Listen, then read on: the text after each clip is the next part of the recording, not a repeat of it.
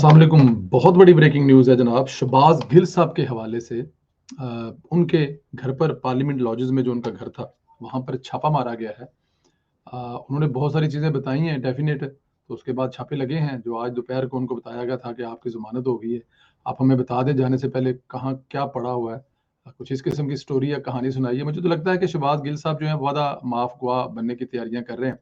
Islamabad police जो है उन्होंने शहबाज गिल के पार्लियामेंट लॉजेस पे जो छापा मारा है, वहाँ पर जो चीज़ें मिली हैं वो बहुत बड़ा सवालिया निशान है। मुख्तलिफ पासपोर्ट्स मिले हैं, पुराने मोबाइल टेलीफ़ोन्स मिले हैं और सैटेलाइट फ़ोन भी मिले हैं। उनके साथ असला भी मिला है जिसमें कुछ पिस्टल वग़ैरह कहा जाता है। अब मुझे आप ज़रा ये बताएँ कि जो सैटेलाइट फ़ोन है वो बगैर सिग्नल के चलते हैं। उनको जैसे जैज़ या यूफ़ोन या दूसरे जो हैं उनको सिग्नल चाहिए होते हैं। अगर आप किसी रेंज वाले एरिया से बाहर चले जाएँ तो वहाँ पे वो मोबाइल चलते नहीं हैं। लेकिन शहबाज गिल साहब के पास वो टेलीफ़ोन था जो एजेंसियों के पास होते हैं, जिनको सिग्नल की ज़रूरत नहीं होती, वो सिग्नल्स के बगैर चलते हैं, वो सैटेलाइट के साथ चलते हैं। वो जो ऊपर छोड़ी हुई हैं बड़ों ने, उनके साथ कनेक्ट होते हैं और वो उनसे राब्ते होते हैं और वो पकड़े भी नहीं जाते। उनको जिस तरह आपकी व्हाट्सएप की कॉल या जिस तरह आपकी दूसरी बहुत सारी कॉलें पकड़ी जाती हैं, इस तरह वो पकड़े नहीं जाते।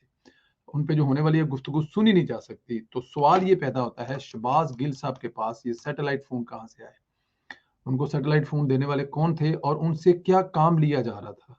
इमरान खान साहब के नज़दीक रहते हुए किसको कौन-सा फ़ायदा पहुँचा रहे थे, जो पाकिस्तान की एजेंसियाँ भी टेप ना कर सकें और शहबाज गिल साहब को ना पकड़ सकें। इसके अलावा उनके पास बहुत सारे पुराने मोबाइल्स मिले। उन मोबाइलों में क्या वो सिमें चेंज कर कर किसी मैसेज को किसी जगह पे देना या कहीं से लेना या क्या खबर देना, वो सिमें चेंज करते थे? क्या वो स्पाइयों की तरह ये जासूस जो होते हैं, उनकी तरह कुछ ऐसी चीज़ें उनके पास मिल रही हैं, जो कि बहुत बड़ा सवालिया निशान है। अब पासपोर्ट मुख्तलिफ़ किस्म के उनके पास हैं। ये एक बड़ी हैरानकुन बात है कि वो ट्रैवल तो उन्होंने इस पिछले कुछ दिनों में इतना किया नहीं है, तो लेकिन उनके पास फिर ये मुख्तलिफ़ किस्म के पासपोर्ट उनके पास कमरे में से क्यों मिले हैं? क्या कुछ लोगों को वो इस्तेमाल करते थे, कोई धंधा कर रहे थे, कोई बिज़नेस कर रहे थे, कोई लोग उनके पास आ रहे थे, लोग उनके पास से जा रहे थे। ये बहुत सारे ख़यालात हैं, ये बहुत सारे टेबल स्टोरी हैं कि ये सारी चीज़ें जो उनके रूम से मिल रही हैं, जो उनके कमरे से या उनके हॉस्टल से या जिसमें पार्लियामेंट हाउस में लॉजेस में रहते थे वहाँ से मिल रही हैं, किस तरफ इशारे लेके जा रहे हैं। अब मुझे इमरान खान साहब की जो तकलीफ़ है ना, इन चीज़ों को देखते हुए समझ आ रही है कि इमरान खान साहब क्यों शहबाज गिल साहब के लिए सर धड़ की बाज़ी लगाने के लिए तैयार हैं और वो क्यों शहबाज गिल के लिए सर धड़ बाज़ी लगा रहे हैं।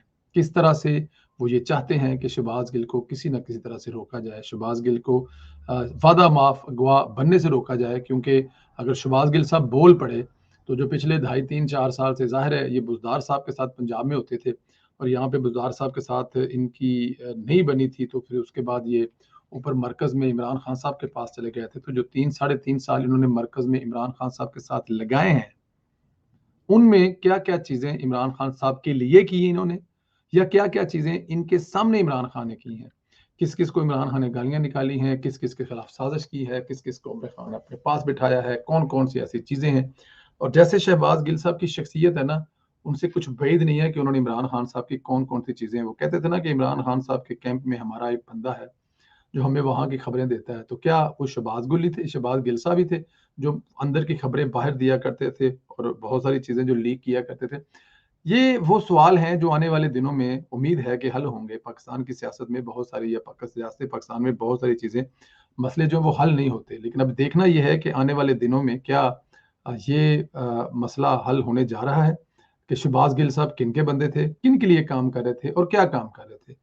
कहा जाता है कि उनको कहीं से लाया गया था और यहाँ पे बिठाया गया था, वो किसी और के लिए काम कर रहे हैं। बहुत सारे सवाल हैं ना, आपके ज़हन में भी हैं, मेरे ज़हन में सवाल भी हैं।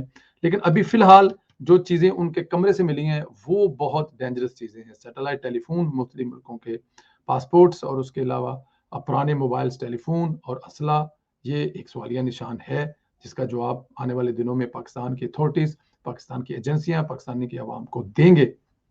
लेकिन फ़िलहाल ये बड़ी खबर है कि आहिस्ता-आहिस्ता बोलना शुरू हो गए हैं और अगर वो 2-4 दिन पुलिस के पास और रह गए, तो वो केले खाने के साथ-साथ बहुत कुछ उगलना भी शुरू कर देंगे। जैसे ही केला खाएँगे ना, उनको उल्टी आएगी और उसके अंदर से बड़ी राज़ की बातें निकलेंगी और वो जो राज़ की बातें हैं ना, वो इस नेशन के लिए, इस मुल्क के लिए, पाकिस्तान के लिए मेरे ख़्याल में बहुत अच्छी होंगी।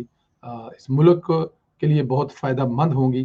अगर अगर इमरान खान साहब के बारे में वो सच बताते हैं कि इमरान खान साहब किन के एजेंडों पर काम कर रहे हैं और शहबाज गिल साहब खुद किन के एजेंडे पर काम कर रहे थे। ये एक न्यूज़ थी जो मैंने कहा आप लोगों से शेयर करूँ। अपना ख्याल रखें, मुझे इजाज़त दें।